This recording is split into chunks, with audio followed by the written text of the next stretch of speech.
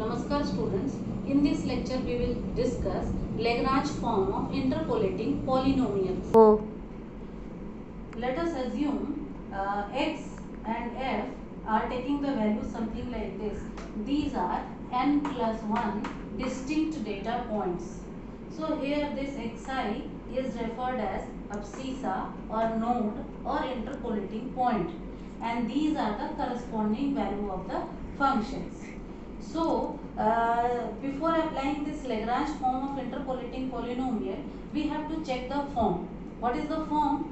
That these xi values are not equally spaced, not necessarily equally spaced. Means that x1 minus x0 may not be equal to x2 minus x1 or x3 minus x2. So this is the condition for application of this Lagrange form of interpolating polynomial. So we say that the values xi's are not necessarily uniformly spaced points, and along the real line, and let the values this fi from I equal to 0, 1 to dot dot dot n. So these are the function values associated with the point xi's. The problem is to identify the polynomial Pn of degree,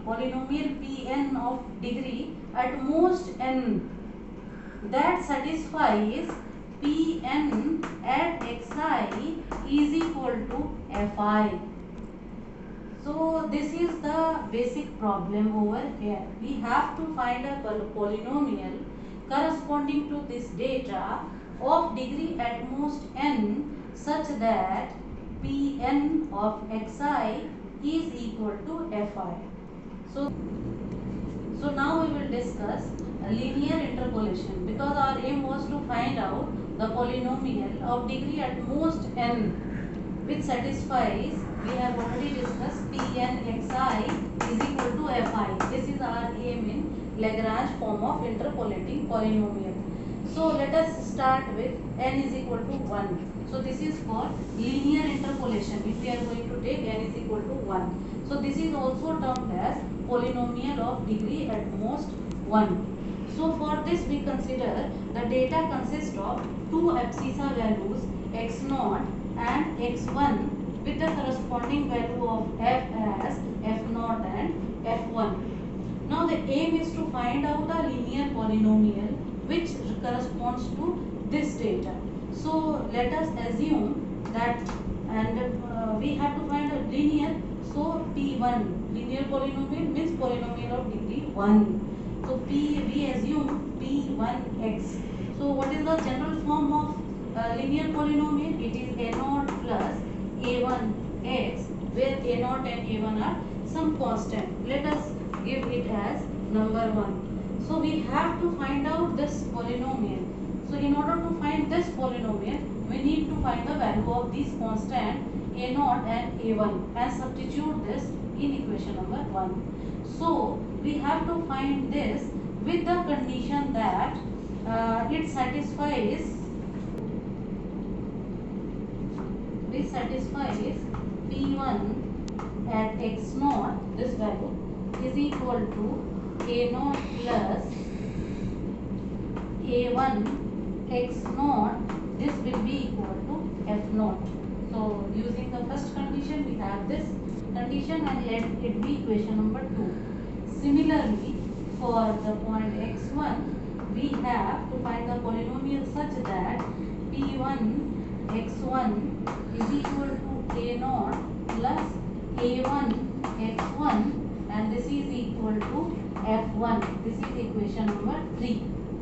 Now using this equation number 2 and equation number 3, we can easily find out the value of this constant a0 and a1, because two equations and two variables are there, so it can be easily computed, and it is obtained something like this. a1 is equal to, we get f1 minus f0 divided by x1 minus x0, and the value of a0 is obtained as x1 f0 minus x0 f1 whole divided by x1 minus x0. So these two values of constants are obtained by solving equation number 2 and equation number 3. Now what we have to do next? We have to substitute these two values in equation number 1. It means in the polynomial which we have assumed. So after substituting these values in equation number 1, what we get finally is we get P1x polynomial of degree 1 as A0. A0, the value obtained was x1 f0 minus x0 f1 whole divided by x1 minus x0 and plus the value A1 was f1 minus f0 by x1 minus x0 into x.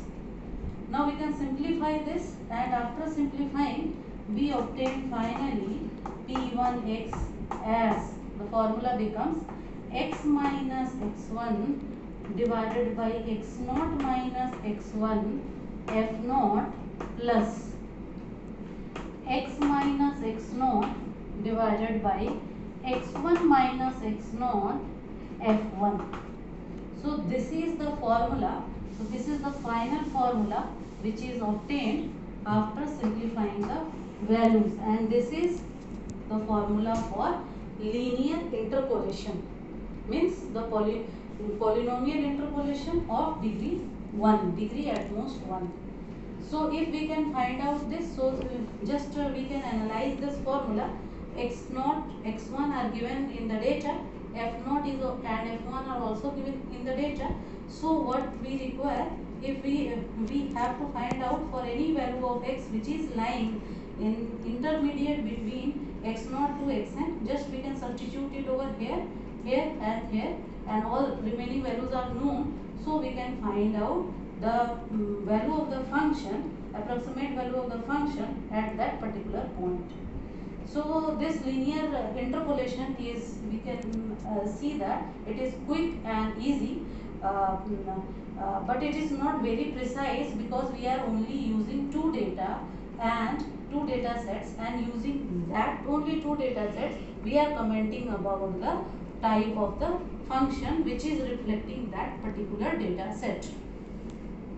So let us consider a numerical example to understand the concept of linear interpolation. So we have an example. A thermodynamic student need to determine whether Ferron 12 under a pressure of P is equal to 400 kilopascals and with a specific volume of V is equal to 0.042 meter cube per kg is in a saturated or superheated state. We want to determine whether under this condition it is in saturated state or superheated state. For this, the data points are given as the specific volume of saturated Ferron 12 vapor as a function of pressure is given as this pressure. These are the two values of pressure. At these two values, the specific volume is given something like this. So we can assume this as P0, this as P1. Accordingly, this we can assume as V0, the function, and this we can assume as V1. So what, with the help of this data, we need to comment on the pressure at 400, and we are being given at P0 is equal to this, which is less than 400, and P1 is 423, more than 400. So with the help of this information, we need to comment on P is equal to 400. Now try to understand, as because this is the application part and we are going to apply the numerical techniques to thermodynamic field to help the student to determine some of the quantities related to them. So from their theory, the theory which is used in thermodynamics, the theory states that if the given vapor pressure is below Vg, Vg is means the specific volume of the saturated Ferron 12 vapor pressure at 400 kilopascal, then the Ferron 12 is in saturated state by definition.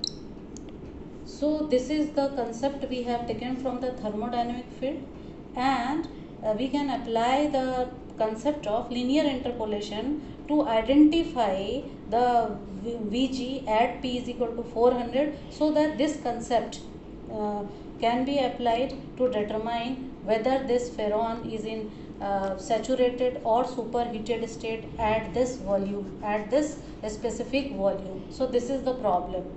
So let us try to apply this problem in terms of a linear interpolation. So linear interpolation formula to approximate the needed specific volume can be written as VGP, Vg at P. So here we have used this kind of notation. Any notation can be used. So as per the formula that we have recently derived, it is P minus P1, P0 minus P1, because P0 and P1 are the data points and V0 and V1 are the function values. So this is the formula for the linear interpolation that we have written, and we fill out the values which are given. P1, P0 are given from here, so we substituted this. V0 and V1 are also given, so we substituted it over here. So now we want at P is equal to 400 kilopascal. So in place of P we substitute 400 and simplify this. So Vg at 400 is coming out to be something like this. Now this volume we will compare with a given volume 0.042. So we see that this Vg at 400 is greater than this. It means that a specified value of the specific volume which was already given is less than Vg at 400. So according to their theory, we conclude that ferron under pressure of P is equal to 400 kilopascal and with a specific volume of V is equal to this which was given is in a saturated state. It is not in a superheated state. So we have seen over here that how the concept of this interpolation, which is a numerical method, can be used to help to solve the problems in thermodynamics. Likewise, there are so many other fields where we can apply this concept of interpolation to solve numerous problems. Thank you.